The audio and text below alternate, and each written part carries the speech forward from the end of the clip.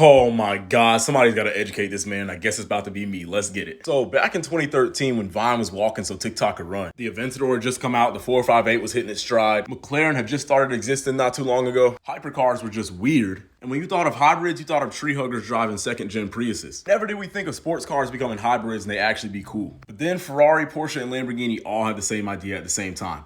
What if we use hybrid technology to give it more horsepower instead of trying to make it more fuel efficient? Because these things damn sure weren't fuel efficient. Porsche had come out with the 918, Ferrari came out with the LaFerrari, and McLaren came out with the P1. They sported different styles of internal combustion. Porsche had the naturally aspirated V8, Ferrari had the NA V12, and McLaren had the twin turbo V8 that pretty much existed in every other McLaren ever. But they were all bumped up to around 1,000 horsepower with the assistance of hybrid technology. Not much needs to be said about these cars as they've all become legends in the years since. These cars walked, or better yet, ran, or should I say sprinted, so that cars like the McLaren Artura, the 296 GTB, the SF90, and other hybrid supercars could run. While I have my reservations about the new generation of hybrid supercars, these definitely marked a hell of a period in time of automotive design and engineering.